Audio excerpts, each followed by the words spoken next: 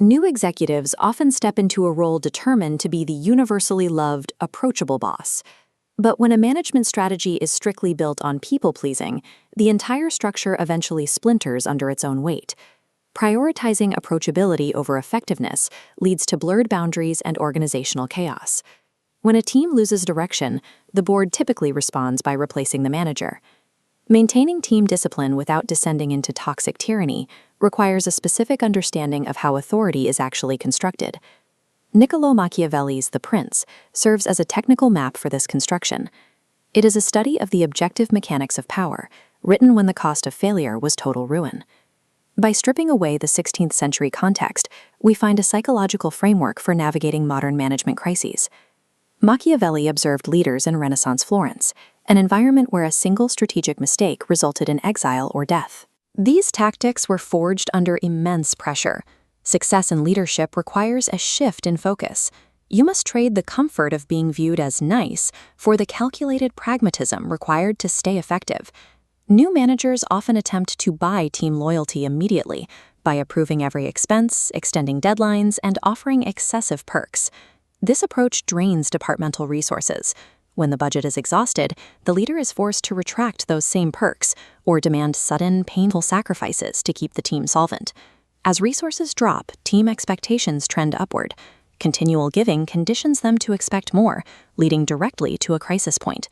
Machiavelli suggests a pivot to strict economy. Maintaining stable reserves from day one allows the organization to absorb sudden market shocks without compromising the mission. Operating with firm boundaries often draws immediate criticism. The manager will be viewed as stingy or difficult. However, popularity bought with unsustainable resources creates resentment when the money runs out. Upfront frugality is what ensures the organization survives the long term.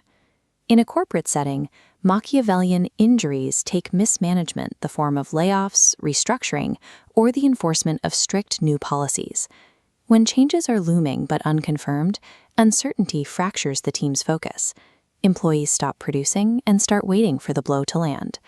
A common mistake is rolling out negative news in phases, layoffs every few months, or gradual budget cuts. This creates a state of permanent anxiety. Necessary harsh actions should be executed in a single, concentrated stroke. A severe shock is painful, but it is finite. It allows remaining team members to move past the threat and immediately begin the recovery process. The rule for benefits is the exact opposite. Promotions, praise, and bonuses should be distributed in small increments over a long timeline. Concentrating the pain of change protects the team's stability. You trade a brief period of intense friction for rapid recovery and sustained goodwill. A leader must eventually decide if it is structurally safer to be loved or feared by their subordinates. Relying solely on a team's affection is a liability during high-stress periods.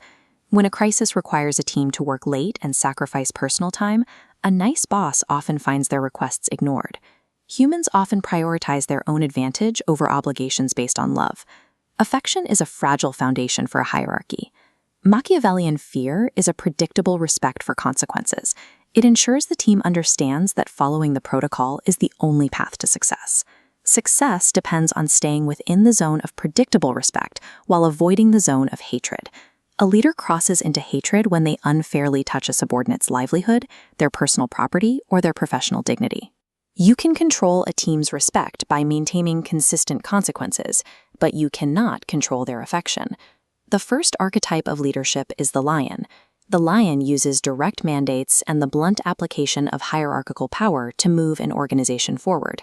While the lion can stop overt insubordination, it is ineffective against subtle sabotage and office politics. The second archetype is the fox.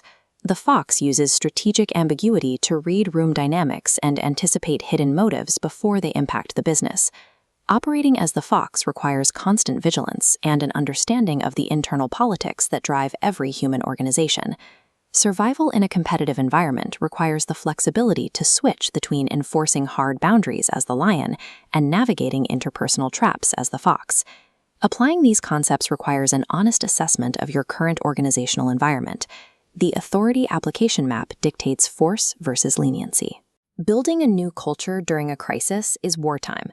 Use the lion and single-stroke restructuring. Inheriting a stable team is peacetime. act as the fox and distribute benefits gradually.